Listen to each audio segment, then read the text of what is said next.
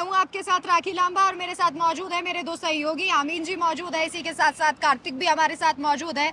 और चर्चा इस बात पर जिस तरीके से 4 राज्यों के विधानसभा चुनावों के नतीजे लगभग आ गए हैं, बीजेपी ने ये दिखा दिया है कि मोदी है तो मुमकिन है। मोदी के चेहरे पर हम जनता वोट दे रही है और उस चेहरे पर भरोसा भी कर रही है, लेकिन सवाल ये है कि क्या यही भरोसा साल 2024 में भी बरकरार रहेगा? क्योंकि जब शुरुआती रुझान आ रहे थे, अगर हम एग्जिट पोल की बात कर ले तो कांग्रेस ये कह रही थी कि देखिए मोदी मैजिक जो है वो अब बेहद ज्यादा कम हो गया। मोदी मैजिक वो नहीं है जो हमने पिछले चुनावों में देखा था। और इन चुनावों को ये भी कांग्रेस की तरफ से कहा जा रहा था कि ये सत्ता का सेमीफाइनल, अगर आपने ये चुनाव जीत लिया तो इसका मतलब, जैसा कि कांग्रेस का कहना था कि हम ये चुनाव जीत रहे हैं तो हम साल 2024 में होने वाले लोकसभा चुनावों में भी जीतेंगे। लेकिन ऐसा नहीं हुआ, मामला खेल पूरे तरीके से बदल गया। जो छत्तीसगढ़ हाथ में आने वाला था वो भी निकल गया।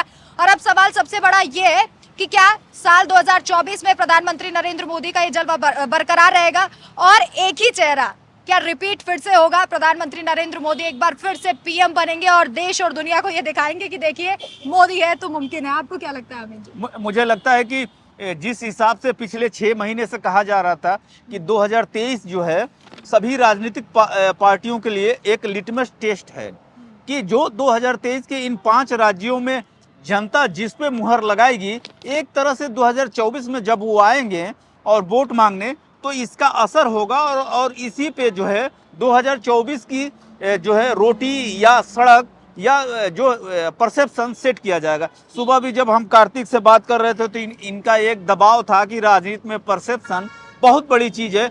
ये वोट तो नहीं दिलाता लेकिन हवा जरूर, हवा का रुख जो है बदल देता है। राजनीति अमीन सर पर जो है सच्चाई पे कम चलती है, हाँ, परसेप्शन पे ज्यादा चलती है। उसी के आधार पे जो है सब कुछ तो चलाया और मुझे लगता है कि सेमीफाइनल का जो हवा का मूड है मोदी के पक्ष में गया है और तीन राज्यों की जनता यानी राजस्थान, मध्य प्रदेश और छत्तीसगढ़, इन तीनों राज्यों की जनता ने भर भर के आशीर्वाद दिया है।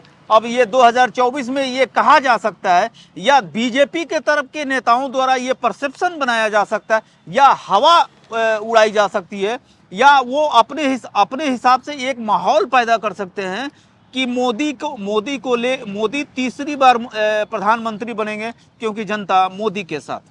बिल्कुल, ये कहा जा रहा था कि देखिए ये एक तरीके से पिच होगी बीजेपी के लिए, अगर जीतती है तो एक तरीके से जीत की पिच वो तैयार कर लेंगे जैसा क्रिकेट में होता है। तो मुझे लगता है कि उन्होंने राजनीति क्रिकेट से ज्यादा भी जुड़ रही है। हाँ, सही बात, ज्यादा जुड़ गई है कि प्रधानमंत्री नरेंद्र मोदी को लेकर भी क्रिकेट से जोड़ा जा रहा था, वर्ल्ड कप को लेकर हमने देखा।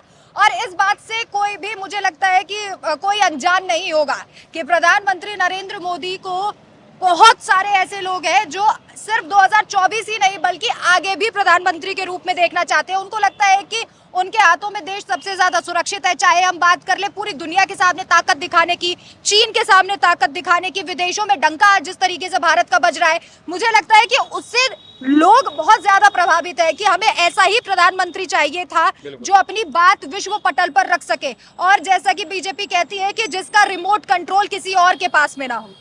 देखिए यहाँ जो आपका सवाल है इसमें सबसे पहले तो मैं एक चीज़ जो है ये विधानसभा चुनाव पे मैं बाद में आऊँगा, लेकिन पहले मैं ये बताऊँ आपको, अभी लगभग 3-4 महीने पहले एक मंच से प्रधानमंत्री मोदी ने कहा था कि हम अगले 5 साल में हिंदुस्तान को 5 ट्रिलियन की जो है अर्थव्यवस्था बनाएंगे। हालांकि 2024 में जो चुनाव होगा उसमें किसी को नहीं पता कि कौन प्रधानमंत्री बनेगा, किसकी सरकार आएगी, लेकिन आप एक आत्मविश्वास का लेवल देखिए, एक आत्मविश्वास का लेवल देखिए कि क्या सोचकर उन्होंने कहा कि हम जो है 5 ट्रिलियन की अर्थव्यवस्था बनाएंगे, जबकि 4 ट्रिलियन पे हमारी अर्थव्यवस्था पहुंच भी चुकी है। और प्रधानमंत्री मोदी 2024 में बनेंगे या नहीं बनेंगे वो तो चुनावी नतीजे बताएंगे, जनता बताएगी। लेकिन पहले तो, इससे पहले भारत के किसी प्रधानमंत्री को ऑस्ट्रेलिया के किसी प्रधानमंत्री ने बॉस नहीं बताया था।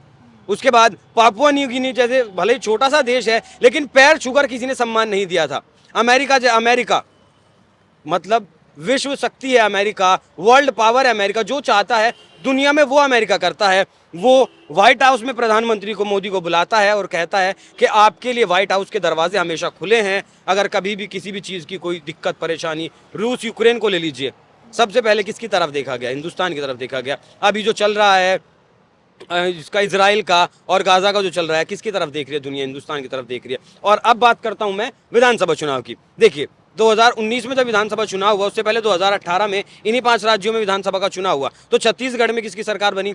कांग्रेस की। मध्य प्रदेश में भी किसकी सरकार बनी? कांग्रेस की। और आपका राजस्थान में भी किसकी सरकार बनी?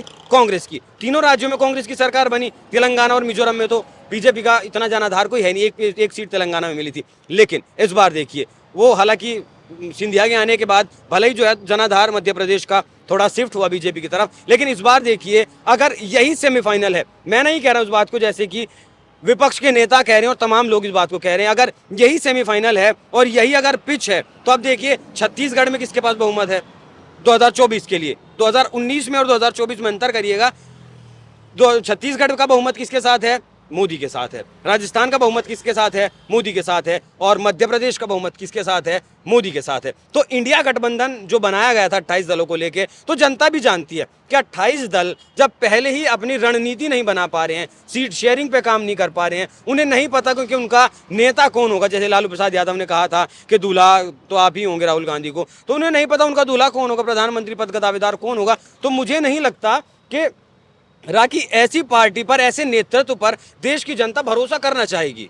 बिल्कुल, लेकिन आमीन जी देखिए, प्रधानमंत्री नरेंद्र मोदी का नेतृत्व इतना स्ट्रांग है, जैसा कि आपने भी कहा कि हर कार्यकर्ता उनकी बात सुनता है। और मुझे लगता है कि प्रधानमंत्री नरेंद्र मोदी जब निर्देश देते हैं तो उन निर्देशों का पालन बड़ी ही कड़ाई के साथ होता है, उनको सुना जाता है, समझा जाता है। अगर प्रधानमंत्री नरेंद्र मोदी ने इस बात को कह दिया था, आलाकमान ने कह दिया था कि वसुंधरा राजे की बात सुनी जाएगी लेकिन इम्प्लीमेंट उस तरीके से नहीं किया जाएगा, तो इस बात को सुना गया। और जैसा कि सभी लोगों को लग रहा था कि जब सीट बंटवारा हुआ और ये तल्खी चल रही थी, तो इसीलिए बीजेपी के जो आलाकमान की तारीफ होनी चाहिए, वो भले ही सीएम बनाए ना बनाए, लेकिन उन्होंने सीट बंटवारे के वक्त वसुंधरा राजे को पर्सनली बुलाया।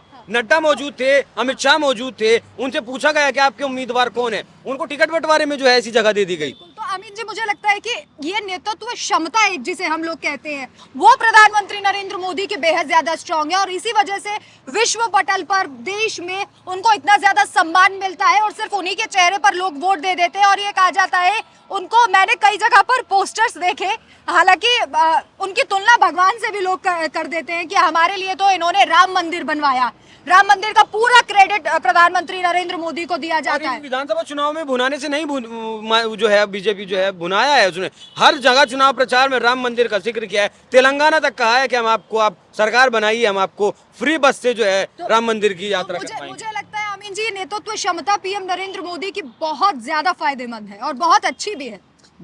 मुझे ये लगता है कि जब भी किसी भी स्टेट में चुनाव होता है तो दूसरी पार्टियों के नेता लड़ते हैं चुनाव, और बीजेपी के संगठन इतना मजबूत है, बजरंग दल, एबीपी, बीहिप, आरएसएस और जो है किसान मंच, इतने संगठन है, संगठन चुनाव लड़ते हैं। और सबसे बड़ी चीज है, वही बात है, कार्डर बेस्ड पार्टी है, वही जमीन से लेकर चलती है। सिंपल सी बात है, अगर राजस्थान, मध्य प्रदेश और छत्तीसगढ़ में जीत हुई है तो इसमें मोदी का नहीं, मोदी को मजबूत करने वाले जो संगठन में लोग हैं उनकी जीत है, और उन्हीं की जीत से प्रधानमंत्री मोदी मजबूत हुए। बिल्कुल देखिए, और प्रधानमंत्री नरेंद्र मोदी के नेतृत्व क्षमता कितनी ज्यादा मजबूत है ये पूरा विश्व देख रहा है, दुनिया देख रही है और सभी इस बात का सम्मान भी करते हैं। और यही कारण है कि पूरे देश दुनिया में मोदी जहां भी पहुंचते हैं वहां मोदी मोदी के नारे लगाए जाते हैं। तो कहा जा सकता है अगर ये विधानसभा चुनाव सेमीफाइनल है और ये पिच तैयार कर रहे हैं लोकसभा चुनाव की, तो साल 2024 में जो लोकसभा चुनाव होंगे, प्रधानमंत्री नरेंद्र मोदी एक बार फिर से पीएम की कुर्सी पर विराजेंगे। आपकी क्या राय है? हमें कमेंट करके जरूर बताएं। नमस्कार।